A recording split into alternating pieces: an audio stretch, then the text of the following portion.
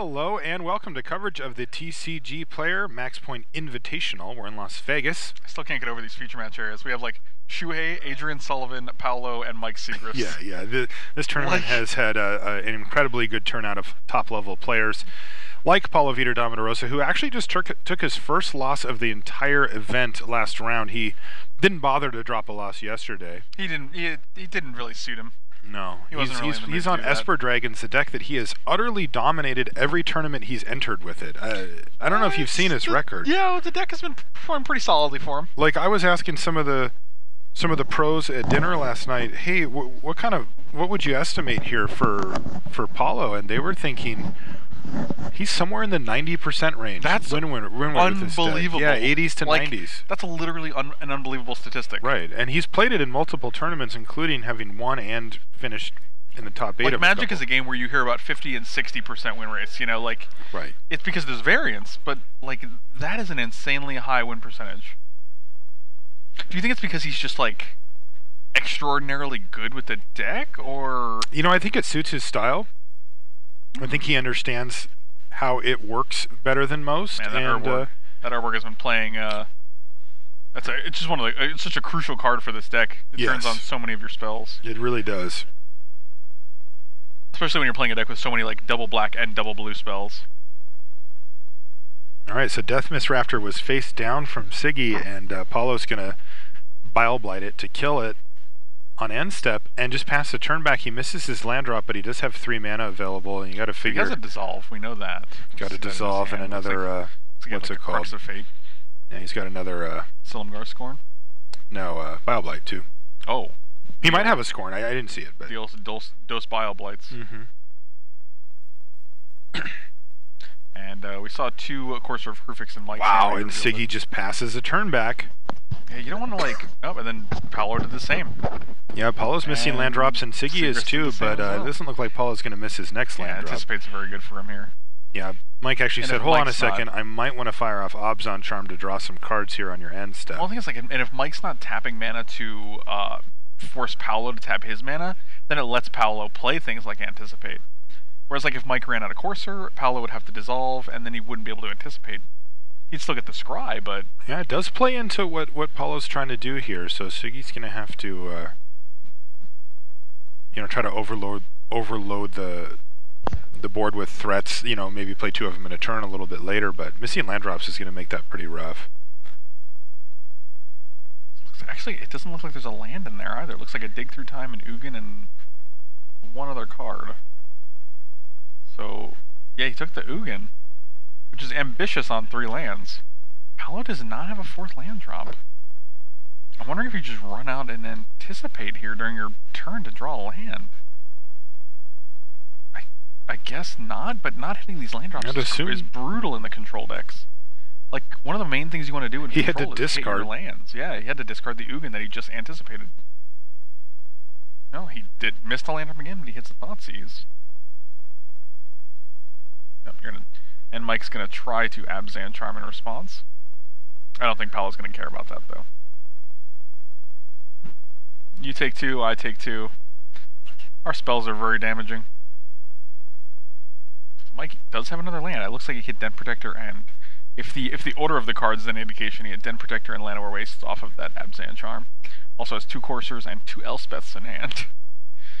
So hopefully Paolo has a couple counters, because those Elspeths are going to come down next turn, depending on... It looks like Paolo has quite a few counters in hand, though. I don't think he's concerned with Elspeth that much. Looks like he has a Dissolve, a Dig Through Time, a Silumgar Scorn, another Anticipate, a Crux of Fate, an Ojutai, and the Bile Blight.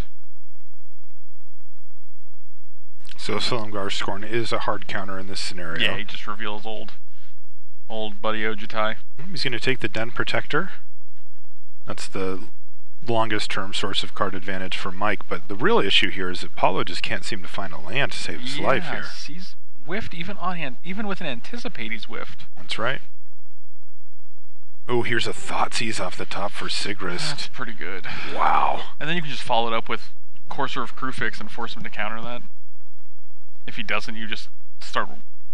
He's actually going to lead with the Courser. Oh, interesting. Well, he knows Paolo knows about his hand, so if he wants to waste his counters on coursers instead of the future Elspeths, like, I think he's fine with that. Yeah, it's just Paolo doesn't really have a choice. He can't let him just have a courser or crew fix. I think it's going to generate a ton of advantage over the course of the game here. And now he's going to Thoughtseize, and Paolo can't stop the Thoughtseize. Yeah, this could set up a potential Elspeth next turn. Or unless if Siggy can hit that land.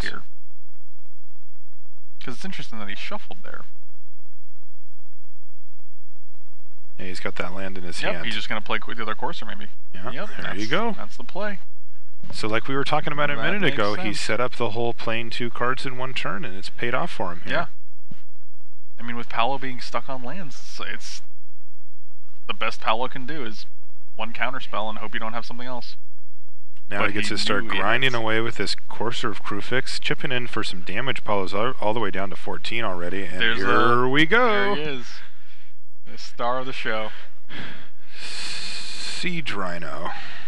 Sometimes cards aren't broken, and you know they're completely reasonable power level, but sometimes you're just like, that, I wish you didn't exist, and sometimes I feel that way about Siege Rhino. It's just a very, it's just oppressive enough. It's like you never, even when you kill it, you never feel good about it. Somebody's got to be the best. I guess that's true. It's like a Bloodbraid Elf that always cascades you into Lightning Helix. And instead of haste, he gets like +1/+3. And trample. Which, when you put it that way, it seems very good. Well, Paolo's hitting his lands now.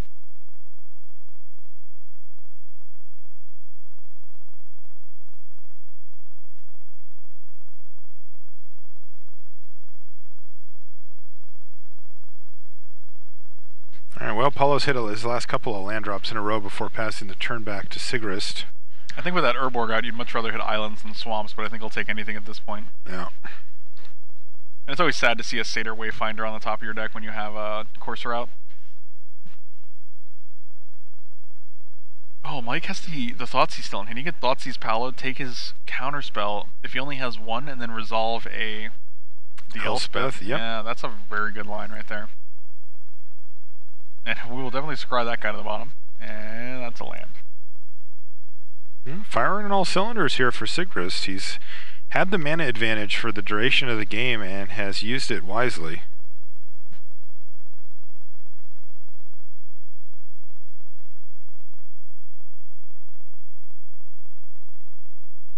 And you tap this land always for Urborg mana.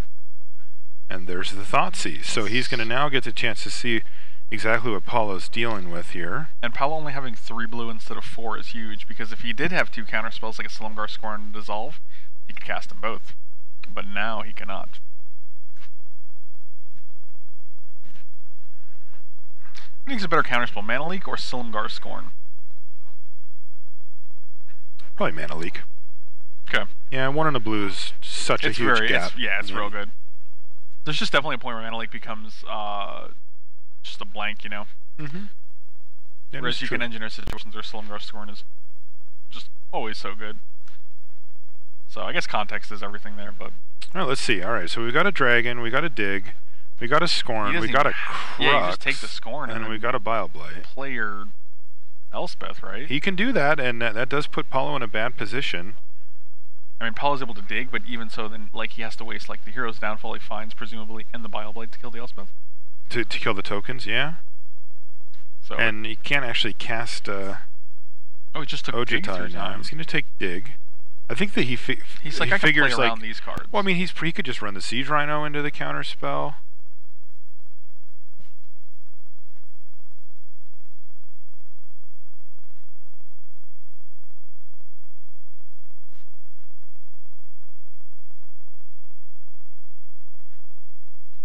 I really want this Elspeth to resolve, but like, I think Dig is a good choice. Dig just gets him so many pieces that he needs. Yeah, he could, like right now, he can play the Siege Rhino. I mean, plays into Crux. Paolo is a blank. But Paolo has to tap out for Crux. Then he can play the Elspeth the next turn as his follow-up. I mean, Ojitai's a blank. Did I say Paolo's a blank? That doesn't even make any sense. Yeah, Ojitai's a blank currently. Yeah, he doesn't have the white. Bile Blight's a blank, essentially. And having used Hero's Downfall on Courser of Crewfix, the Bile Blight's not going to do much against the Siege Rhino. He does have Scorn, though. You can just Scorn the Siege Rhino, but then he has Elspeth, so it's like, there's a lot of things you have to deal with here. Yeah. And he just takes these, like, I'll deal with that guy I'll deal with. He can crux that away. Yeah. But then he's tapped out and the Elspeth resolves. Tapped out.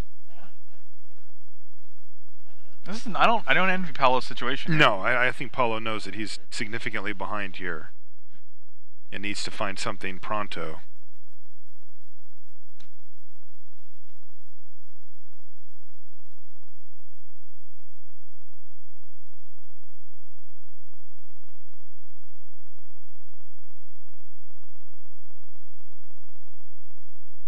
Maybe Paolo's considering countering it.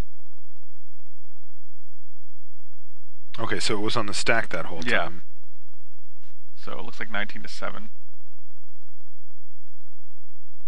An Ashiok? I don't think that does anything.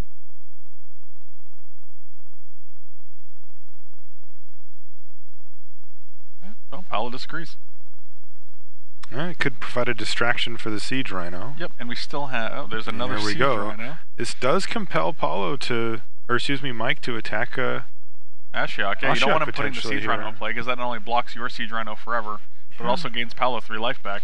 Yeah, Paolo's not also... irrelevant. Paolo's out of Abzan range, Abzan Charm range here as well, so he can feel pretty safe at this point. Alright, and there it is. Siege Rhino attacks Ashiok, so you can see Paolo just barely hanging on, but still with that Silumgar Scorn in hand, it means that Sigris just doesn't get to play his Elspeth this turn. Unless he's okay with it trading. Ashiok will go to 1. Seems fine. Yeah. I will gained him 4 life. That was pretty huge when you're sitting at 7. If he didn't hit a Siege Rhino, it would be a different story, but hitting the Rhino is just too big. Sigris has to change plans. Right, if he hit like a Satyr Wayfinder, it'd be like, I'll attack you, put you to 3. Exactly. But that is not the case. Siege Rhino is a big dude. Okay, so he's going to plus the Ashiok again. This time he's hit a Den Protector as well. But with Ashiok only at 3 loyalty, and Ashiok could be dead soon. Paolo can Crux of Fate here, but that's still going to leave the door wide open for Mike to resolve whatever he wants. He didn't do anything. Could take 4, could kill Ashiok. I think he still has a Bile Blight too, doesn't he, Paolo? He does, yep. So he could use that to shrink down the Rhino? Yeah, he could save Ashiok. Yeah, just kill Ashiok.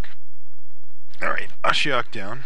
So Ashiok did a good job there of soaking up effectively lethal. Yeah, you just want to close the windows that allow Paolo to climb back into this game.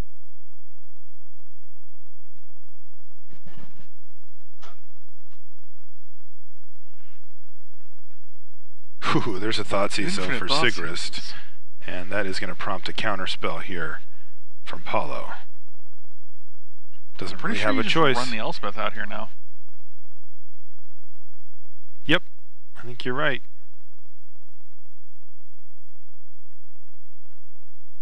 I don't know if he top decked something in between, then he did, but... Yeah, right, but it was... he didn't have that much time. Oh, just Den Protector. Well, he's got a Den Protector as well. He can actually use it to get back the Thoughtseize right now. And then Thoughtseize again. Yeah. And maybe take the Crux of Fate? What did he take? No, just... Okay, the Raptor comes back. He's going to target the Thoughtseize, I believe, though. He's going to play him face down? Yeah, he's got all this mana floating around. May as well use it, and there we go. Thoughtseize you, and he's going to see a Bile Blight, the Crux, which I'm assuming is what he's going to take, and the Dragonlord Ojutai. I would definitely take the Crux of Fate as well. Yeah, so there we go. Ojutai, Mike Sigrist has engineered this situation quite nicely here.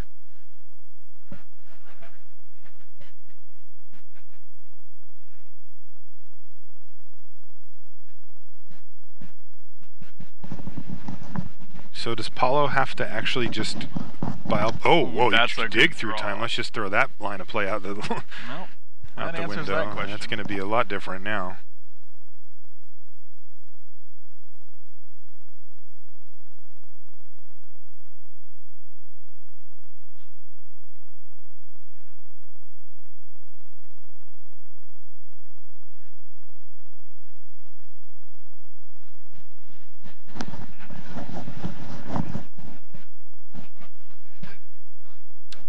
options here. Looks like you got Foul Tongue Invocation, which is huge.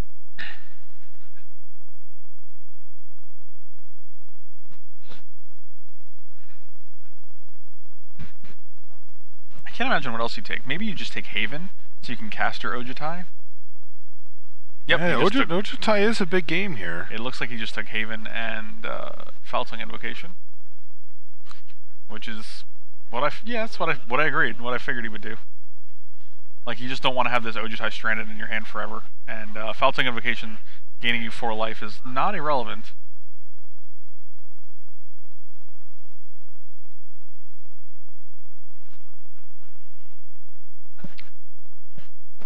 So this is going to jump Paulo back up to 12. This game has been friggin' fantastic, by the way. Yeah, this is very back and forth. Yeah, this has been a cool game to watch.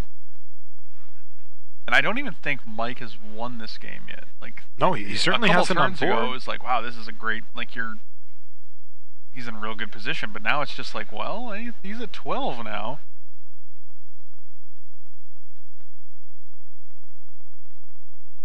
And I assume this is where we pass back to Mike. I don't think you can do anything else if you're Paulo. Play your Haven and Spirit Dragon, and that's about it. So he passes back to Sigrist, who's got 7 power up and an Elspeth in hand. 7 power is not 12, though. That's right, so down to 5. Man, look at that Ugin in the graveyard that he had to discard on turn 3 or so when he didn't have lands. He still can't cast the thing. I know. He's one away, though. Yeah.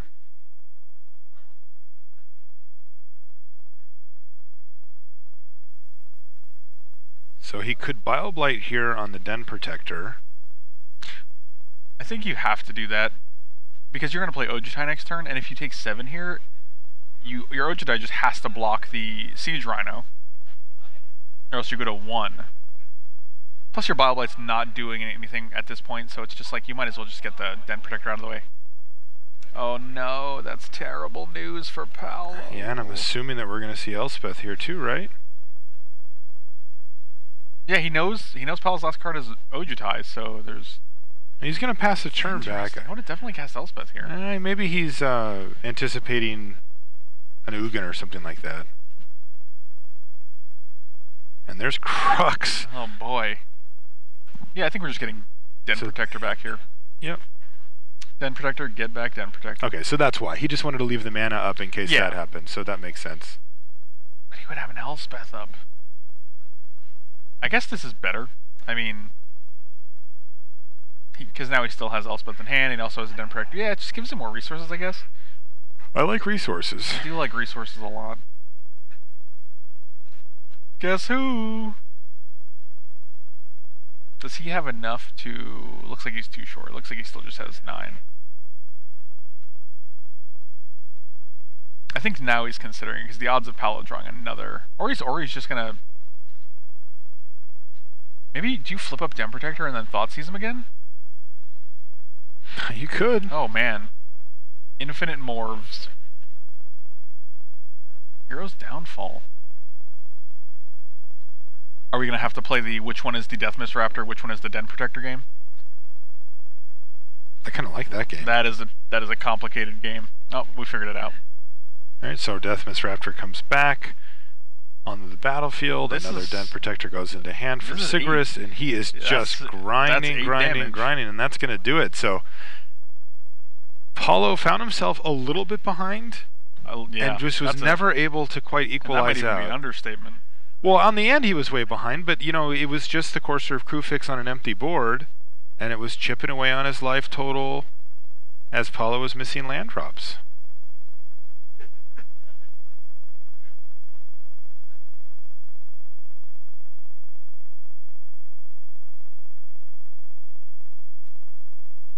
So we're checking out the back table. On the left, we have Shuhei Nakamura, Hall of Famer. And we have Adrian Sullivan, very recent Pro Tour top 8er on the right. Adrian is up a game. Apparently, blue-black control is just good enough, even without the Ojutais. Like, you don't have to have the white cards. Adrian has proven to us quite recently at Pro Tour Dragons of Tarkir, even.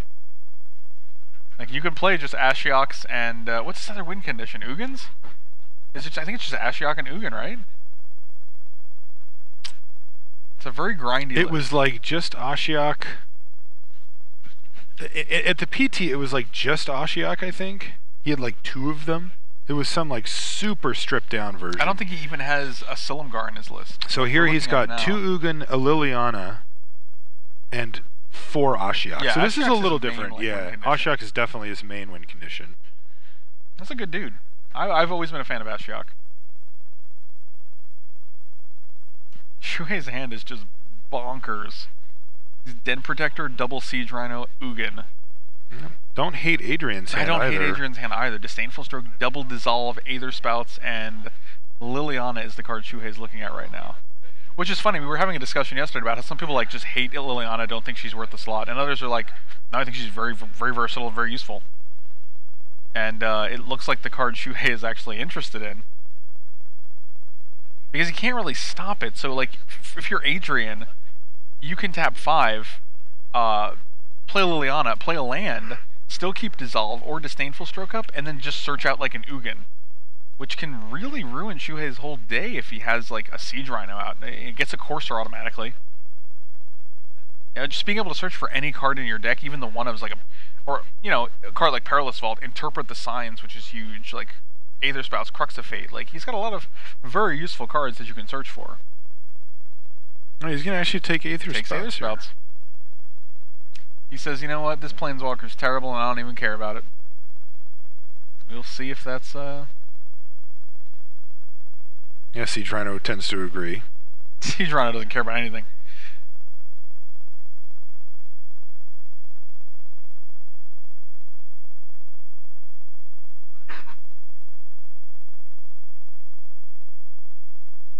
Okay, and Courser Crewfix is going to get in and attack. Judging by life totals, it looks like Adrian is at 15. Went from 18 to 15 there, maybe? I don't know how you take 3. Or no. He went from 15 to 12 to 10, so Adrian's at 10. Well, that makes more sense. Yeah.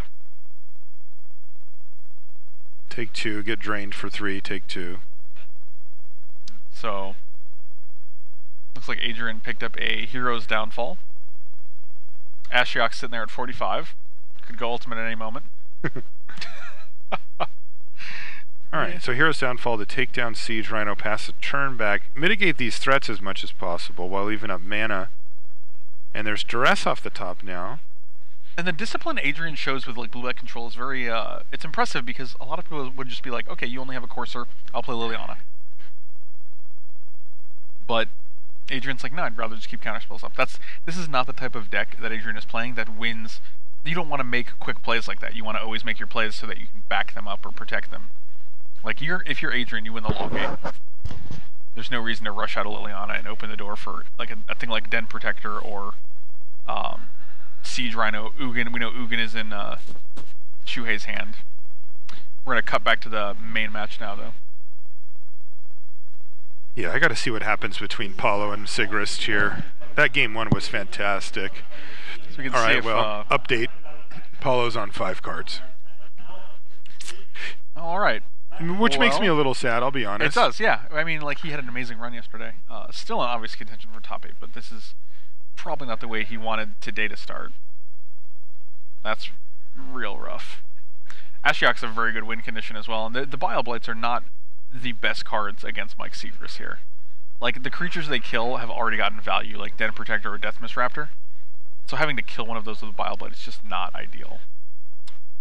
2 Thoughtseize opener here for Sigrist. Oh god, with Paolo on 5, that's just the brutalist. Brutes o' toots.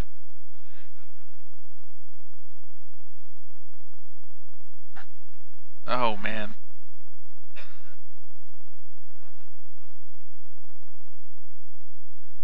This is if I was Paolo, this would definitely be met with a shrug and an eye roll. It might just be Satyr Wayfinder here though. Yeah, okay, that's not that bad.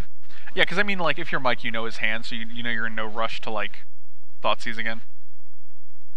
Worst case scenario, he gets another blue and dissolves your Thoughtseize, but that's kind of interesting. You see Crux of Fate there from Sigrist. Yeah, I mean it's one of his best answers to like Ojutai or Silumgar the Drifting Death. So yeah, it's funny. Just the control deck that Paulo's playing just puts you in such a weird position. Right, it does. Keep your sweepers in. Andrew Beckstrom was playing a banned heroic deck yesterday. He was talking about how his opponent had end hostilities against him, but not Crux of Fate. And he was like, "Why wouldn't you just play Crux of Fate? Like all your guys live and all my guys die." And his opponent was playing Mardu, I guess, and his opponent had Stormbreath Dragon and Thundermaw Hellkite, or not Thundermaw Hellkite, Stormbreath Dragon and Thunderbreak Regent. Mm-hmm. And so when he cast end hostilities, all of his dragons died. But if he just had Crux of Fate instead, he could keep his dragons and kill all of Andrew's creatures. So Andrew was like, "Well, I guess that's fine with me." Yeah, it doesn't seem like a bad thing for Andrew. Right, and Crux of Fate just creates this like weird dynamic in Standard where it's like, it's gotten to a point where like it'll kill all of your creatures or all of your opponent's creatures. Because a lot of times the decks that are playing dragons are usually very heavily concentrated in dragons, or the decks that aren't are usually not just not playing dragons. Like the Abzan lists just don't have dragons in them. There's no Dramoka. And that's you can see Sigrist is using the main feature of Siege Rhino, and that there's always another one coming. Yeah, that was the other thing, yeah. You never just draw one. It's like they're the Lay's potato chips of creatures. Yeah. And they are going to put a crunch on Paulo here, because nice. He is way behind. So that was a 1-2 punch right there. Yeah. Oh man, having to get swamps with your fetch lands when you have Urborg in your deck is just the worst feeling. Like you want to have a high concentration of blue mana, especially because you have things like Dissolve and Silumgar Scorn. Jeez. And being able to counter 2 things a turn is what you really want to be doing, but when you have 2 swamps in play, that's not likely. This is just getting a little ugly for Paulo. He's going to be dead shortly. See, looking at his hand right now, he has the Silumgar Scorn and the Dissolve. So, but he's never going to be able to cast more than 1 a turn because he only has 2 blue sources. He's played Tasigur the Golden Fang here as a blocker. Sigrist is trying to decide how he wants to progress through this turn. He can play another Siege Rhino and a Thoughtseize.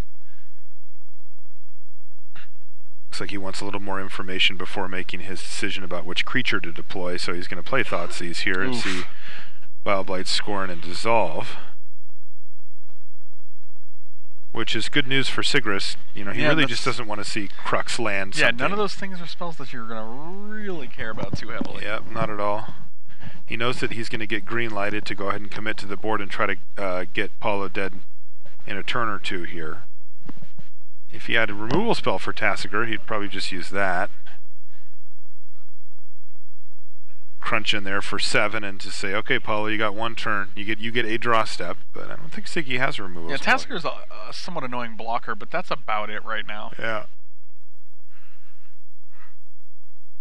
I don't see Paulo activating the ability of Tasigur anytime soon.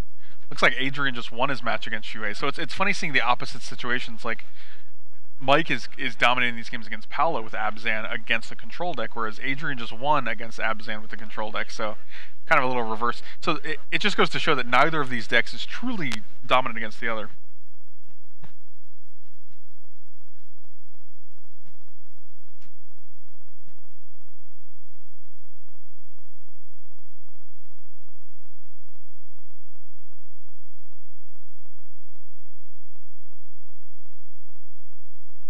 Alright, so Siege Rhino and Wayfinder got in, so Wayfinder gets in for a damage. Is this a Den Protector or a Deathmist Raptor that he's played face down? That, I'm not sure. There's a Den Protector on top of his library. That's coming up next turn. But whenever you see a face down creature in play, you know there's another Den Protector coming, it's just... It seems like it's impossible to, like, beat that chain of events. Oh, and it is. It was. Yeah, so now he just plays Den Protector, gets back the Deathmist Raptor, gets back another card as well, and... goodness sakes. I don't see how Paulo just beat this. Does Mike also have Hero's Downfall in hand? Is that the middle card? Unclear. Yep, it sure is.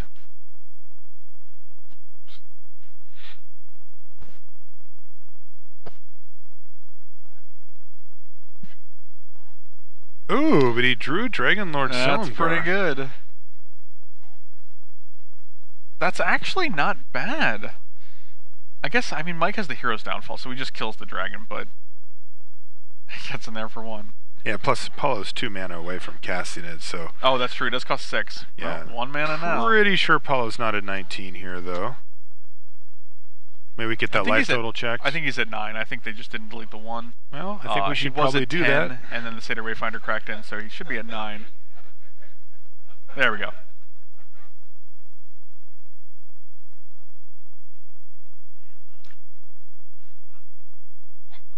All right, well, there's land number 5 for Paulo. Last card in hand is known. Deathmiss Raptor on the top makes a Den Protector that you're even better.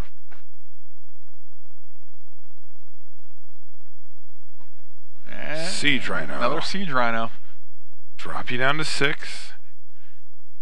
Now he can attack with all of his other creatures. So Drop is that down to 3? What's in Seeger's hand right now? It looks like, was it the Den Protector and the Hero's Downfall? Uh-huh. Okay, that's pretty good. Yeah. Yeah, that basically answers everything that Paulo can do. It kills the Silumgar, gets his creature back, and it also brings back the other Den Protector and the Deathmiss Raptor. All right. So Paulo's going to activate Tasigur, which is going to get him back. You can have this Ashiok. That is not a concern to me at this point.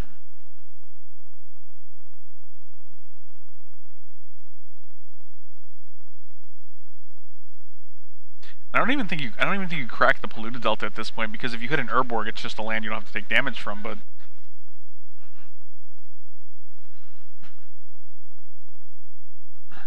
and now your question is like, do you block the Courser, go to 1? Do you just keep chumping the Siege Rhino and let these other three points get through every turn? Like, there's no plan here that's very good, and Paulo even needs to top deck a land just to cast the Silumgar. Otherwise, he's stuck with an Ashiok that doesn't really do anything. Alright, this is a huge turn for him. Obviously, a Crux of Fate would be pretty ideal here, even though Sigrist has set himself up pretty well to defeat that in the long term, at least would buy Paulo a turn. But going to 3 is pretty problematic here for Paulo, because it means that the Den Protector that Sigrist has can get back Siege Rhinos if those were to die, and all it has to do is resolve to kill them. You know, even if Paulo had, say, a Dragon Lord Silumgar or something like that. Jeez. Oh boy. Yeah, go ahead. And I like that Sigrist just cracked the Windswept. Dude, I think he just drew Crux. He did. Whoa. Holy crap. That's insane. Wow. Yeah, he's going to crack in there with Tasigur. Presumably, if I was Mike, I would just block. Yeah, I mean, he does stand to lose a Siege Rhino here to like a Bile Blight, but if he had that, he should know that the game would be over anyway. Because then you know everything else in his hand, yeah. Right. You know he has the Silumgar, you gave him the Ashiok, and then he just has the top deck cards. So. Sick block, goes down to 2. This is another reason why going down to 1 wasn't an option for Paulo. Wow. Yeah, with the Polluted Delta on board, you just can't go down to 1. Paulo's on a mulligan to 5 here, and just fighting his guts out. I don't think it's going to get the job done long term. This Den Protector on top is very good for Mike. Yeah, this is insane. Especially when we know Hero's Downfall is the only card. Is one of the cards in Mike's hand, and Paulo is, even if he plays Silumgar, Mike gets to untap, play Hero's Downfall. If he draws a land, he can kill Silumgar immediately. Oh, he drew Hero's Downfall. Kill that while you don't have a mana up, and now Den Protector down. He knows he's got 1 more in his hand, and there's Siege Rhino. That's a great draw. There's the Siege Rhino, and that's going to do it. Mike didn't have a second black for Hero's Downfall that game, though. Like, if Paulo was able to... If Mike didn't hit that Siege Rhino, Paulo just could have run away with that game. It's pretty crazy. And you can see, you know, how well Paulo's been playing and why he's been winning so